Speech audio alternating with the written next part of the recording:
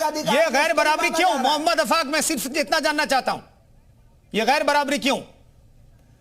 हमारे वहां कोई गैर बराबरी नहीं है। हमारे आपके एक्ट में क्या है? बराबरी नहीं है, जितनी बेटी की चाहत है उतनी नहीं, बेटी शरीयत की चाहत एक्ट है, कुछ नहीं है। 1937 में क्या है? एक जो जबरदस्ती का झूठ अरे है। अफाक साहब मैं कह रहा हूं कि 1937 शरीयत एक्ट में क्या है? आपकी बेटी का उत्तराधिकारी संपत्ति के अधिकार में क्या लिखा है?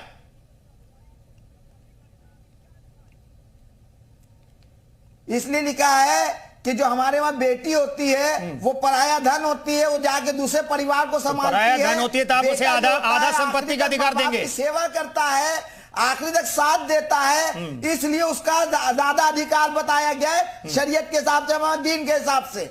और बेटी का कोई ये नहीं है, अगर भाई आपके बेटी की शादी भी होगी, बहू भी आएगी, तो पूरी वो भी संपत्ति साथ में लाएगी ना उस हिसाब से। ऐसा नहीं, आप जस्टिस अफाक साहब मैं कह रहा हूं कि आपकी बहू भी तो आएगी, वो भी तो आधा संपत्ति लेकर के आएगी।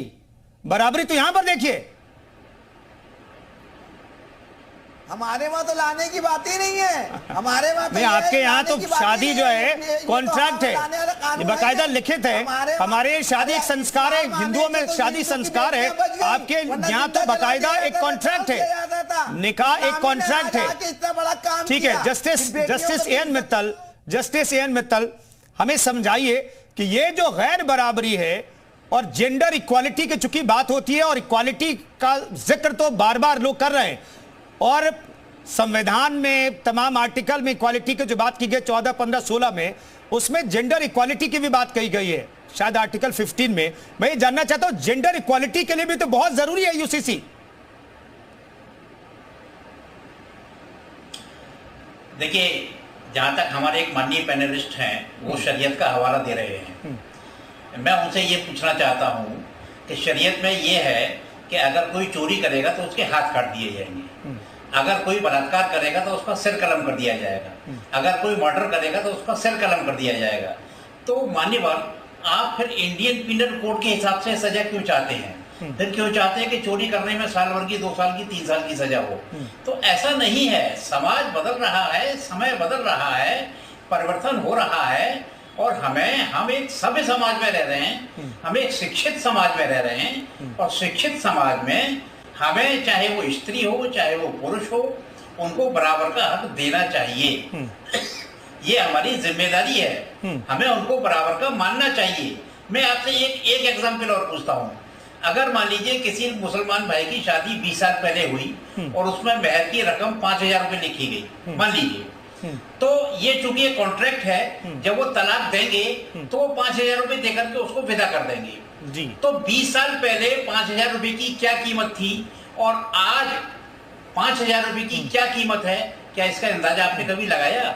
तो ये जो सामाजिक कुरीतियां हैं, हमारे यहाँ भी कुरीतियां थी जी, बहुविवाह की कुरीति थी, सती प्रथा थी, जो है बच्चों की शादी कर दी जाती थी, और भी बहुत सी कुरीतियां थी। तो ये कुरीतियां, अब हम चूंकि शिक्षित समाज में रह रहे हैं, सभ्य समाज में रह रहे हैं, हम कोई कबीलाई समाज में नहीं रह रहे हैं कि जहां जिसने जो कह दिया वो हो गया।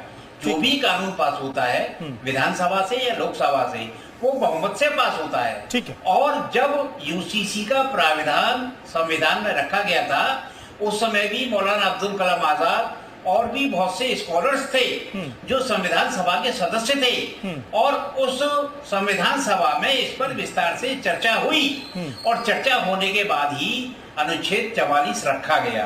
आप संवैधानिक डिबेट पढ़िए, आप उसमें देखिए लोगों की क्या राय थी। डॉक्टर भीमराव अंबेडकर ने भी कहा था कि हाँ, यूसीसी होना चाहिए। तो मैं मानता हूं कि वो लोग हमसे ज्यादा विद्वान थे, हम ये नहीं कह सकते कि हम आज की पीढ़ी ज्यादा विद्वान है। तो जब हमारे पूर्वजों ने, हमारे विद्वानों ने, और संविधान सभा में सभी धर्मों के लोग थे, जब उन्होंने ये माना कि हाँ यूसीसी होना चाहिए, तो हम और आप छोटे भैया कौन होते हैं तो जो कहते था हम तो इसको नहीं मानेंगे। ठीक है, कुछ चीजों में तो आप संविधान के आर्टिकल को कहते हैं कि भैया हमें अपने धर्म को मानने की इजाजत संविधान से मिली, लेकिन उसी संविधान में आर्टिकल 44 का जब जिक्र होता है तो कहते हैं हम ये नहीं मानेंगे। बौद्ध धर्मगुरु कुछ कहना चाह रहे हैं, कहिए। जी, मैं ये कहना चाह रहा था कि जब संविधान इजाजत दे रहा है कि यूसीसी लागू किया जाए तो लागू की जाए, लेकिन लागू करने के साथ मंशा अच्छी होनी चाहिए। देश को तोड़ा न जाए, संविधान को मिटाया न जाए, लोकतंत्र की सुरक्षा हो। हम सरकार के साथ हैं और यूसीसी लागू करने वाले सभी उन नेताओं के साथ हैं।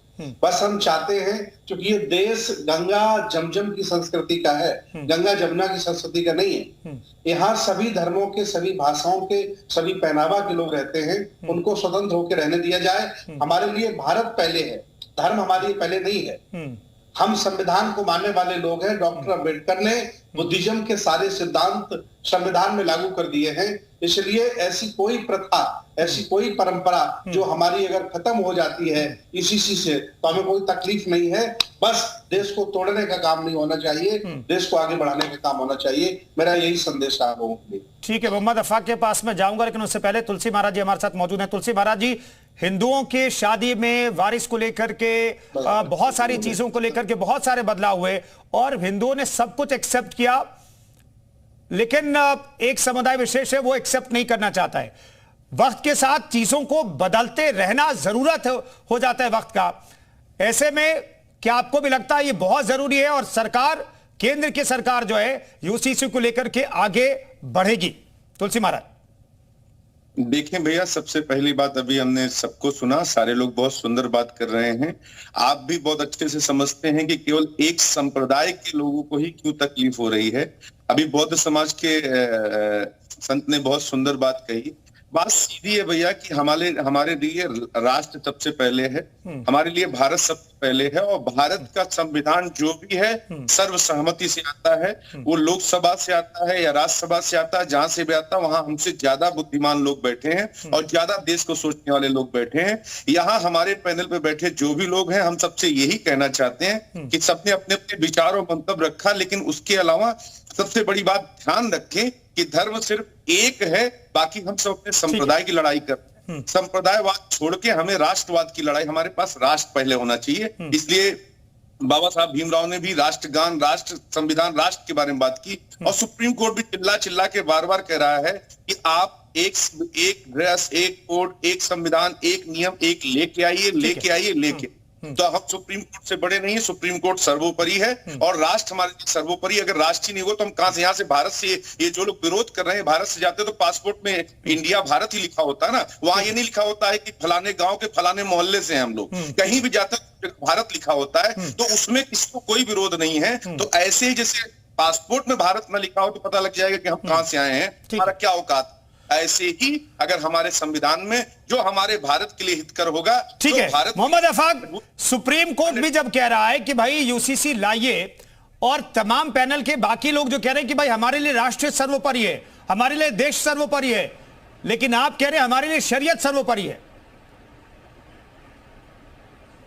नहीं, दोनों चीजें जिस मुल्क में रहते हैं सबसे पहले वो, फिर शरीयत। ऐसा नहीं है, हमारे लिए दोनों आंखें हैं और दोनों आंखों से हम देखते हैं। हमारा ये कहने का मकसद नहीं है कि कोर्ट पहले नहीं, कोर्ट, संविधान पहले है। संविधान ने हमको इजाजत दी है अपने धर्म को, अपने मजहब को मानने की, हम उसकी बात कर रहे थे। कोर्ट का खंडन हम नहीं कर रहे थे, ये गलत चीज बता रहे आप। पहली बात ये है कि ये जो आप कानून बता रहे हैं सिर्फ मुसलमानों के लिए सवाल क्यों है? जब कानून आएगा तो सबके लिए आएगा, उसका स्वागत हो जाएगा। मगर 3 तलाक, हलाला, जायदाद, प्रॉपर्टी, सारी डिबेट तो मुसलमान पे थी और धर्मों की बात ही नहीं हुई। सारी नहीं, मोहम्मद अफाक, आपको ऐसा क्यों लगता है? मोहम्मद अफाक, मैंने सभी धर्म गुरुओं से पूछा कि उन्हें क्या एक्सेप्ट है यूसीसी, उनके धर्म पर क्या इंपैक्ट पड़ेगा आपको? नहीं, विरोध दरअसल आपकी तरफ से हो रहा है और आप लोगों को कुछ राजनीतिक दल डर दिखा रहे हैं कि भाई आप अपने धर्म को मान नहीं पाएंगे, यूसीसी लागू हो जाएगा तो,